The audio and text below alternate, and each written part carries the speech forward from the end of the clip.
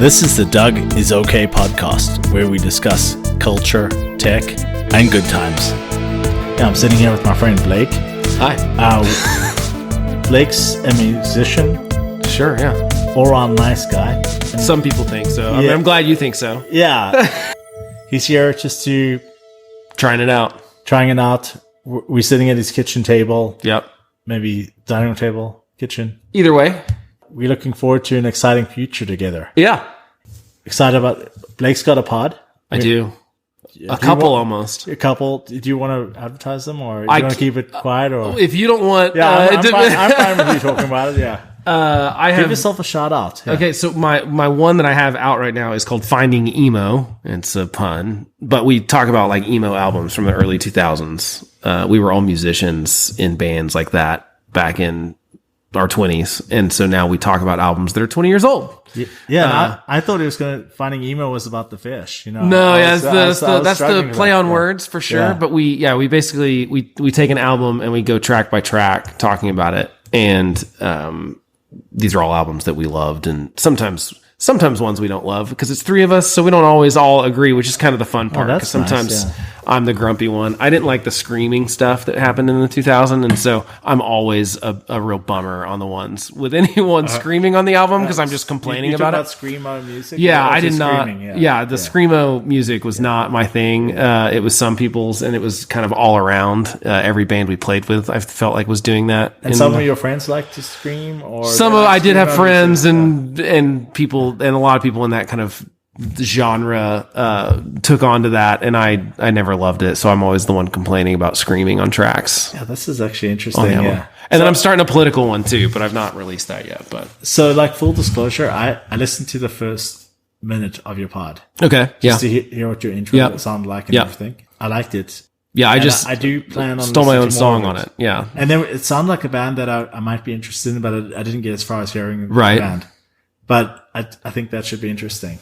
It's fun. I mean, if you like those albums, it's great. If you've never heard those albums, it would just be, you'd be bored for an hour and a half because we're talking about music that if you're not familiar, maybe it is. We actually have had people write us and be like, hey, I've never heard that band before, and now I'm checking them out and I like it. But yes, so how do they write you? Like, do you read comments, or how does it work? Do you have like a web page? Social media and email and stuff. Yeah. Mostly social media, but email every once in a while too. Someone will be. It happens every once in a while with like a young person too, like someone that's like no, a nice person. We've only had like a couple of haters, and we don't really care. We kind of feel like if we get haters, we're doing something right because that means you're popular enough to have haters. I don't really care. Like, it doesn't. I've never once thought that putting a negative comment on social media that's not like trying to clarify something is kind of pointless. Like, who cares? Like, I don't ever care if someone says like, I don't like your podcast. Like, fine, you could have just kept it to yourself, but it doesn't bother me. I don't understand that either, because why would someone take the time to write something negative when they could just keep that? If you don't like something, don't listen to it. Go find something you enjoy. Yeah, I do it on stuff where I'm like, I think if someone has like a wrong opinion, but that's different. We encourage that. We tell people at the end of the show, it's like, tell us if you disagree. Like, because we're all for people being like, I love that song, even if Blake said he hated it, or I hate this album, or I love it. Like, that's fun because that's all subjective, totally subjective. Music is, obviously. And so we encourage that. We like to have little arguments about that kind of stuff. But when someone's just like, I can't remember, someone was trying to like insult us and they just didn't understand that we weren't going to care, and we thought it was funny and kind of kept going back at them. But why would someone want to do that? I think that's the best outlet some people have if they to feel good about themselves, and they're like 40 years old. Yeah, I think that most people they don't feel good about themselves. I think that's absolutely it. I think that people, when they don't feel good about themselves, and I'm going to guess that super successful rich people don't get in the comment section and act like asses. I'm just going to guess because they have better things to do. I would say across the board, I would say like nice people.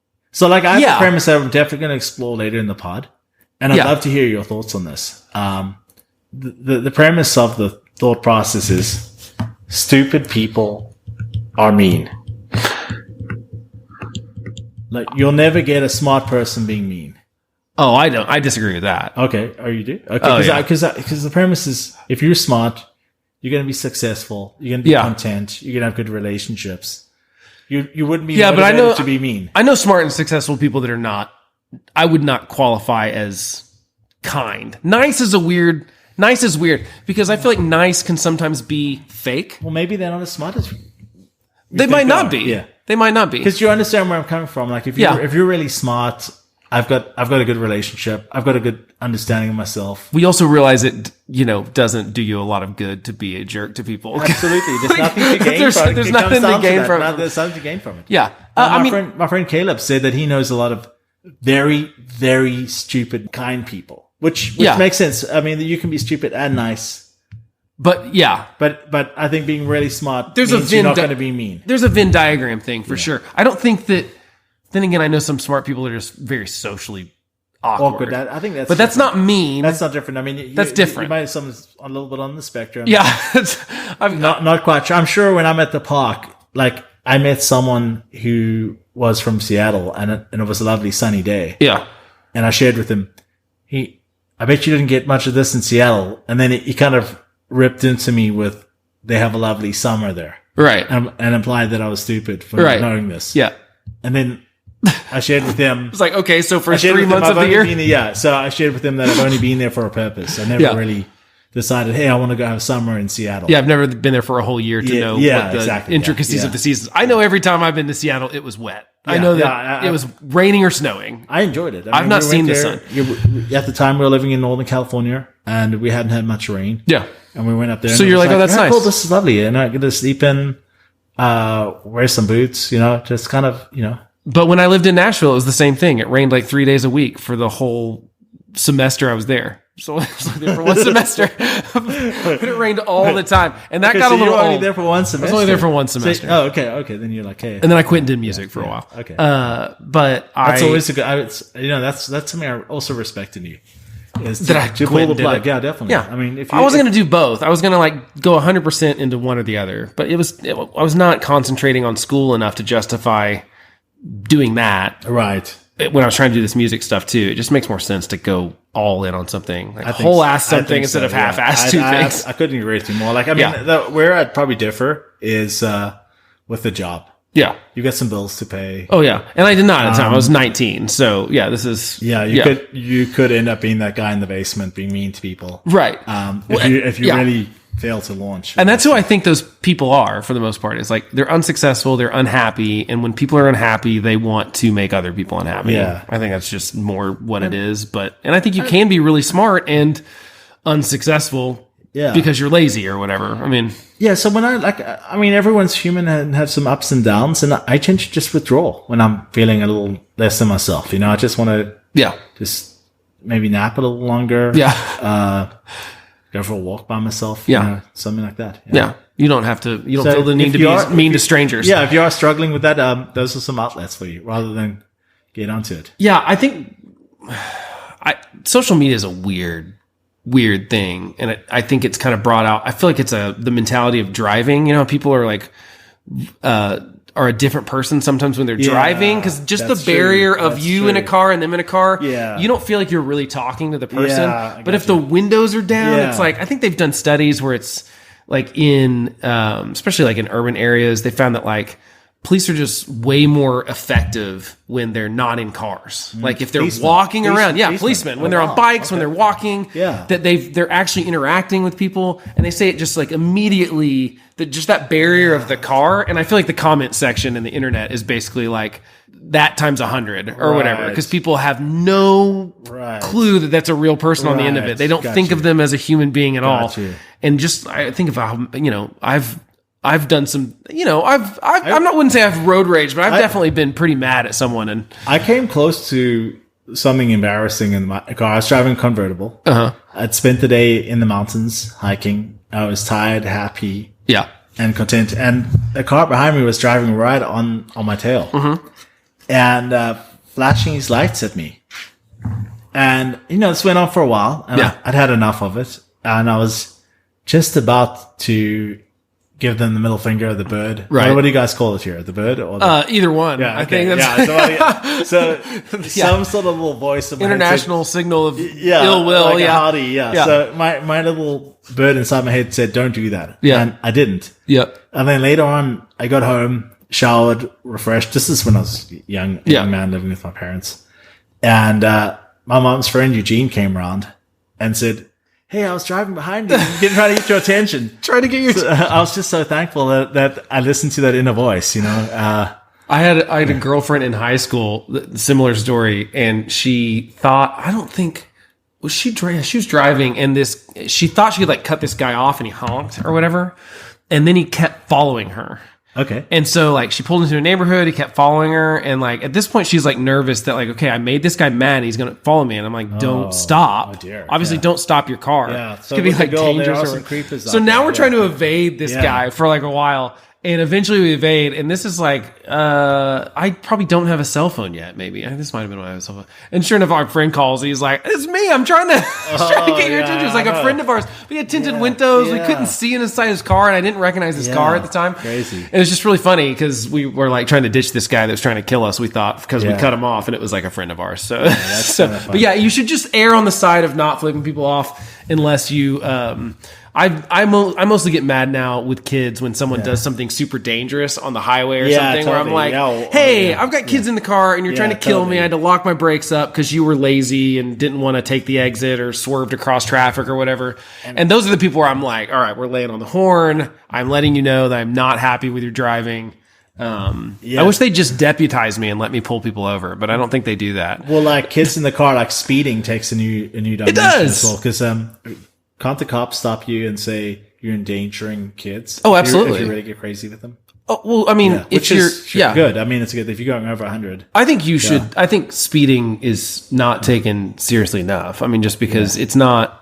I don't know if you've ever seen like the data on just how exponentially your chances of survival go down as per 10 miles an hour. Yeah, that's true. For pedestrians too. Yeah. And like right out here, the Thunder coach's wife died. You know, wow, that's bad. Because someone's going 90 miles an hour. Yeah, that's crazy. Yeah. So I did almost do a Paul Walker a few days ago. You don't My want friend to came around with a Porsche. Oh, okay, that'll do it. I think it was an RS3, but I don't know. I don't know. I got in with him, cars. and he'd borrowed it from a friend. So it was a friend of a dangerous. friend's Porsche, and I got in the passenger seat, and we went for a good run. Yeah.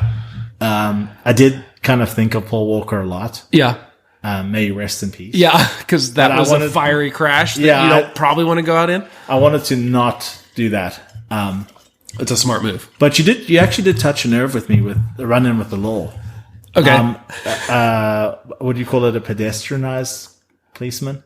Oh, yeah, I mean, I guess. I mean, just one not in their car. I mean, like... I was riding like a Bird scooter, or what's the other brand? Yeah. Is there like another brand? Lime is the other one. Something like that. I jumped on one of those. Yeah. It's driving along, and it was by a beach town, so it was popular. Yeah. And the law enforcement, pedestrianized law enforcement, said, "Hey, we need to speak to you." I was like, "Oh, what's that all about?" Yeah. And basically told me I was going to get a ticket for not wearing a helmet. When the whole world, no one rides a bird or a lion. No, I mean, they have that in the like little disclaimer for lawyer purposes, but how would I know the cop was going to do it? So, and you're in a place you're not from, right? I was foreign, you know? Yeah, there's like, what's way. going to happen here? You know, is this like a ticket or that's, it really ruined my ride, you know? I'll be honest with you about that. I hate nanny state laws like that where I'm like, it's unnecessary because someone's probably raping someone around the corner, and like, here we are. It's just not. We've got better things to do with our time, you know? Like, I wouldn't even, like, for a minor, fine. If you want to have, like, a kids have to wear a helmet thing, okay, like, we can talk about different things when it comes to minors. But like a TBI is a big thing. It is. Like, but, I mean, sadly, you have some people in school system who possibly bumped their head skateboarding. Oh yeah, I mean, they struggle with anger management. No, I went sorts of nasty things. You know, I went to school with a kid that, got thrown out of a car in a car wreck, and miraculously lived, but had a traumatic brain injury, and was definitely not the same after that. There's a really good movie. called... Rain Man? Is it Rain Man? No. It's called The Lookout. Okay. Have you seen it? No, okay. I haven't, yeah. It's about a kid that basically happens to. He gets in a wreck in high school, and he is not quite the same anymore or whatever. And he's working at a bank. He's going slower. And basically this group of criminals take advantage of him and hire him to be the lookout for this bank heist at the bank he works at. Goodness. But anyway, Joseph Gordon-Levitt's in it, and he plays that part perfectly because this kid who went to high school is a lot like that. It's not like he wasn't not normal in the sense that like you wouldn't guess it like at the grocery store if you saw him. It's not like you'd be, but like you could tell like the wheels aren't spinning the same way as they were before because it's hard. You don't have you've got a brain injury. Well, what about like therapies and things like that? I mean, neither of us. I know nothing about this. I know nothing. I plead absolute ignorance. Me too. I know nothing. I know that it's really. I think we're. But I hope there's some sort of therapy that can help a young person possibly rehab themselves. When people think that the next couple decades will be a lot of like medical breakthroughs with brain and nervous system kind of stuff, because we're finally, it's a weird, we really don't understand the brain very well at all. Basically. I mean, there's some fun people talking about neuroscience and how you can remap your brain. And one guy said recently that you could meditate for 17 minutes and you could almost reset your brain a little bit. I've tried, don't know. I've never get past 3 or 4 minutes. I can't focus on nothing for 17 minutes. That's not possible for my brain. Well, I don't think. Honestly, I find it very relaxing. I normally fall asleep. I mean, I probably would fall asleep. I can't. I'm ADHD, so I can't. There's no way I can sit quiet for 17 minutes straight. The shower's the closest thing to that for me. Yeah, like, that's the one place I can. I was wondering about that because we kind of connect. I've always been someone that stays away from labels. I feel like if you get a label, you're going to act it out. Yeah. So I've been intentional about avoiding labels, but I definitely feel that I could be in the same ADHD. Well, I only found this out last year. I've only known this for 1 year. Do you think it's adult set or is it? No, I think I've had it my whole life. I just never. I had some sort of situations growing up and socially and things which have made life a little bit harder than it needs to be. Yeah. But once again, I'm going to shy away from labels. That's fine. I don't really, I wouldn't have needed, I don't care about the label at all. I just never thought about it until my wife's stepmom was like, I think you're probably ADHD because she was. So she diagnosed you or was it someone else, like a professional? No, I mean, I had a real professional do it after that. But like it was a couple years ago, we were talking about it because my wife, when she was a kid, was diagnosed with it. But her stepmom was saying, I don't think you ever were. I just think you had a mom and a grandma that solved things with pills, and that was the solution. And she was like, because my wife. Ritalin is speed. Did you get Ritalin? I did not. I don't want to reveal too much about my medical history, but I did have a little bit of Ritalin at my time in my day. Yeah, it's freaking speed. Apparently, it's speed. It basically is. It's meth or whatever. Is it meth? Adderall is, or some of it is. Yeah. See, the ones connected. I'm ignorant on this. I'm not a pharmacologist, obviously, but no. So I never. But she was like, but I think Blake is, but not in a bad way. I just can see, she was a kindergarten teacher for forever, so she saw kids with it all the time. She could see patterns and stuff. Very empathetic. And I had never ever heard that. No one's ever said that. And then I start looking online at like what the different tests and patterns and things. And I was like, okay, I check a lot of these boxes, but I was good at school. I was smart and I got stuff. And I was a boy. And boys can't sit, elementary age boys are. Yeah. And so my mom always I just thought you were just a boy. Yeah. And I didn't ever think anything of it. And it wasn't a problem for school. Yeah. And so it never really, but I've always had jobs that are very all over the place and stuff. And I like that. And so I've not had jobs like that. In fact, I'm required to sit and produce something analytical every day, which I'm, I don't want to say I'm fighting the man. Yeah. But I'm fighting an internal battle. Yeah. It's trying to sit down and focus sometimes. Well, me too now. My job's got more like a little focused, and it's a little harder for me to care about it, honestly, because I need excitement and creativity and stuff. So that's definitely a little bit so now but it really has just helped me know more about now that I follow stuff and read articles about it. I go like, oh, that is a helpful tip. Like and I was on medication for a while though. You can't find it now. What sort of medication? I was on Adderall, but you can't get it anymore. Isn't that for a headache or what's that for? No, that's Advil or Tylenol. Adderall is for once again I plead absolute ignorance. Adderall's anything medical. Adderall's the most probably common ADHD medication for adults, but is that the one? There's a shortage. It's more like myth. I think part of it is. I mean, yeah, it's like, but it's a pretty small dose, and I definitely took too much one time, and I was like, I don't like that. Right. What happened? But I just felt jittery and stuff. It wasn't like anything crazy. I just did not like the way I was a little too hyped up. So like when I was like, obviously I got Ritalin when I was a young kid. Yeah.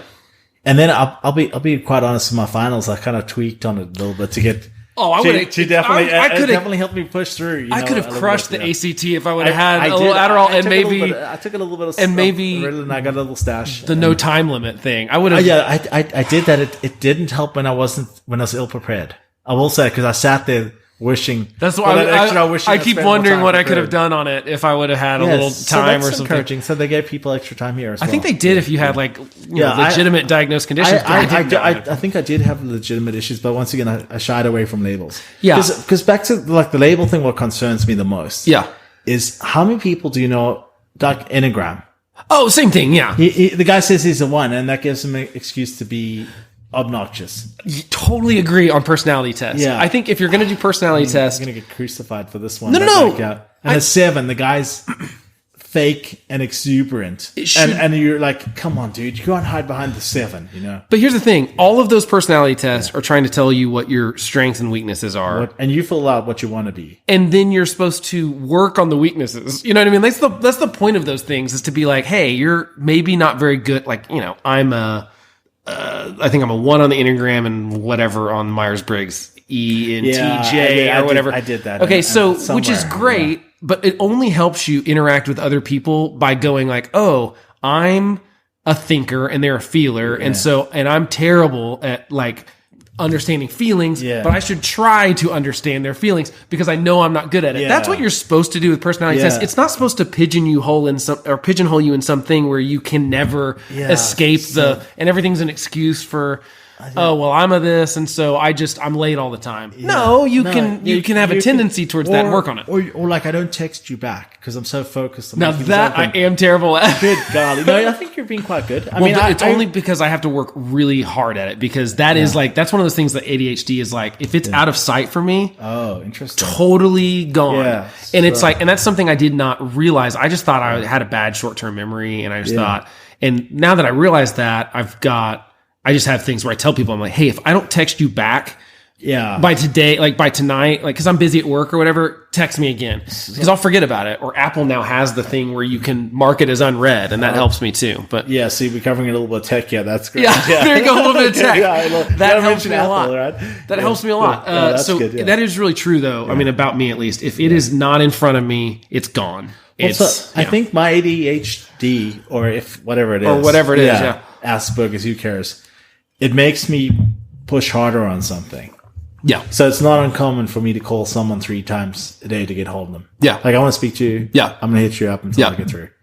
But yeah, no, it's an interesting thing. I mean, this personality test, you also struck a chord. Have you been in a company where they tested you before? Well, so I did it in high school. Well, this is really funny. I did a mentorship program in high school where part of it was just kind of learning about kind of work places and stuff like that. Yeah. So the teacher had us do these personality tests, which that was the first time I did it. The funniest part about that is that I obviously had a completely opposite personality of hers, and yet she never she was not good. She only liked people that had her same personality, which is really funny to be like weird, the teacher trying to teach us about these personality tests, but then not liking me because of my personality.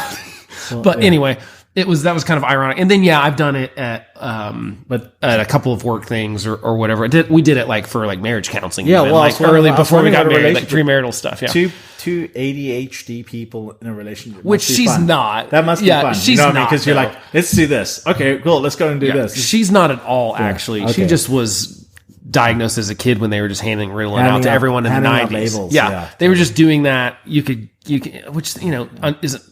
When I talk to a psychiatrist, it's like, look, I don't have to do medication. I'm happy to talk about this. If I am, I'm happy to try tips and stuff and see what works. And what's that? I'm not looking for what's a tip? Oh, just like tips of like exercise helps, like getting enough sleep. Like there's a lot of other things that help. Okay, cool. I thought that was some sort of drug. No, they don't have to be medication necessarily. Which I'm terrible at the things that they recommended. But so personality tests are just to me. But Enneagram is a great example of. I feel like a lot of people use it as a great excuse to be like, well, I'm just a blah, blah, blah. I'm a 1, so I'm so focused. But then I'm going to be very uncool or like, basically suck as being human. Yeah, it's like, no, the point is to try to like work on the things that are, and there's healthy and unhealthy versions of those things too. Like and people cling so closely to their label. Like they literally identify their identities in their label. Yeah, but don't you think that's just everyone with everything now? I mean, I think it's because people aren't finding meaning in things that are really worth finding meaning in, so they're doing it in... It could be, like I'm this and that. And that's one thing we definitely going to try to stay out of on this pod, because we just want to talk to regular people, and let's not go with any labels per se. Any of the labels, but I feel like people do have to like identify with some group now, because it's like... Or I could see people wanting to do that. Maybe it's for connection. And I also think it's just like people like to have some people like to have labels on them. I'd say most people of some sort. Like someone to sort of show you how to do life. As long as they're picking the label. They don't like it when no one likes it when someone else picks the label. People called me a couple of labels. Yeah, no one. But like, I think people like to be like, I'm... whatever, Texans freaking love to be Texans. You know what I mean? Or politics or whatever. I mean, let's be honest. Let's talk about Texans for a little bit. Yeah. Like, so I find them to be a group of folk that take care of themselves for the most part. I mean, the ones I've come across are well-to-do. They're proud. They generally take care of themselves. But I may be limited to the main metropolitan area, so of Dallas and Fort Worth. I think what I like about Texans is... I like people that take pride in where they're from. I think it's cool. That doesn't bother me. I like people that take care of themselves, you know? And I like people that... Now, it goes sometimes to an obnoxious level with Texans sometimes. But have you seen a guy from Texas with a dirty car, for example? I don't know. I mean, I'm not in Texas. Is that something that they seem to be like at least the ones I'm aware of, car focused? Am I wrong in that, or is that... I don't know. I don't know enough true Texans. Okay. Everyone I know from Texas moved to Texas. Right, and that may be what I'm seeing too. So it's a little bit hard for me to... I think they do kind of think of themselves as Texans at that point. Like my cousins have been there for 20 or something years. I think that's the topic. I think I'm going to take it to Texas and see what happens. What we find there. I mean, so I think I stand by good listeners. I have no problem. We'll go to Texas and see what happens there. I have no problem with people liking where they're from and being proud of it. I think that's actually cool. I actually don't like when people just crap on the state they're from or the city they're from. Yeah, they like looking at their toes. Yeah, because I feel like other than if you're from New York City or California or Chicago, there's like a handful of places that everyone's like, I like this, like everyone agrees are cool. Yeah. But I don't like it when people are like, I'm trying to get out of Idaho or whatever. Yeah. So it's like, dude, there's cool things about everywhere. I mean, there's crappy things too. But. And if you're in a bad place, you move. Like, it's how you conduct yourself. Yeah, like, that's true. I mean, how did you behave in that environment? And it also is like, what is your... Like, were you bitter and twisted, or were you, hey, let's make the most of this situation? Well, and I'm also... It bothers me when people are do that for things that are not... People do that with countries as well. Oh, yeah, countries, same thing. I mean, we're just obviously in the U.S., and so... And we had that coronation situation today. Oh, I didn't see anything. You didn't watch that? I've not been. Oh, was that? Oh, the king. Yeah, the king. Okay, so that was kind of. This is me. Obviously, I don't understand the royal family because I'm American. I hate royals. But I'm like, we fought a war. That's a strong opinion, right there. Well, okay, I don't hate it. I just don't know much about it. You know, like I think I've never. If anyone knows anyone like that, and we can chat. I think I appreciate it more than I did because I read a couple articles after Queen Elizabeth died that put it into perspective that like it is the thing that British people have still in common is the monarchy. Maybe it unifies. So I don't know. And talk about identity. Is that what holds them together? I don't know. I think it is a common thing that they all have because other than that, they don't really have. I mean, this article did a good job, and I'm butchering the point of it, but it was something I was like, okay, I get that, and plus, I think she was good at that kind of stuff. But but I didn't realize you don't like. She's been dead for how long now? It's been a bit, when right? She died last year. I didn't keep up with that stuff. Did she die last year? It was last year sometime, but I don't remember when it was. I mean, it could have been. Anyway, I just didn't know. Did they not have a king this whole time? I'm very confused. See, that's when I grew up. They had a queen. And it's been a queen your whole life, yeah. And I was like, "Where's the king?" And she said, "There's no king." But I'm like, "Who's that guy with her?" that kind of he's messed what me is up he? a little bit. He was something. Yeah, it's because you can't be. I mean, I watched the Crown series. I don't know if you saw that a little bit. It's parts of it were interesting. Yeah, I think that you can only be king or queen if you are royal blood. Is my understanding. Yeah, so the person you marry is not the king; they're the whatever. That's all things beyond me, you know. Yeah, me too. But I'm like, I don't care about it, and it's turned into just celebrity gossip mostly, and so that's why I'm like, I don't really care about it, which I don't because I don't like celebrities. I don't think celebrity is weird. I don't. That's the world I'm not super familiar with. I mean, I did have an encounter with Jerry Springer, right? Not on the show. Also, rest in peace. He just died. Yeah, I mean, he just died. He seemed okay. You know, from what I mean, he didn't really talk to me. It was performance. Yeah. This show was performance. It was entertainment. Yeah. I don't want to badmouth anyone or anything, but he seemed okay. I mean, this is fine. There were some people and he was friendly and I've never not with me, but with some other people. I've had almost no interaction with celebrities ever. I just don't. It's not. There's definitely some people I'd like to meet. Oh, there are people that I'd like to meet, but it's because they did something I like. Normally it's because they're like a director or a musician or someone that like created something I like or does something I really admire. This one guy's book I'm listening to he's dead. And the book's like speaking to me.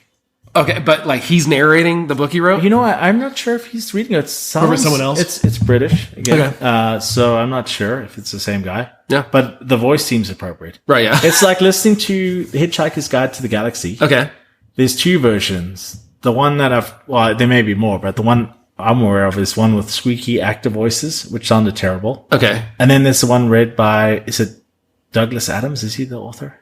Oh, I don't know. But it's the one I've got is read by him. Okay. And it's so much more enjoyable. I think I've not done... So that would be a guy I'd like to meet. I've not done an audiobook in so long. I need to maybe try again. I don't... So last time that may be the ADHD. Yeah, I couldn't pay attention to it. I was hearing about listening to it super fast, like putting on 2 speed.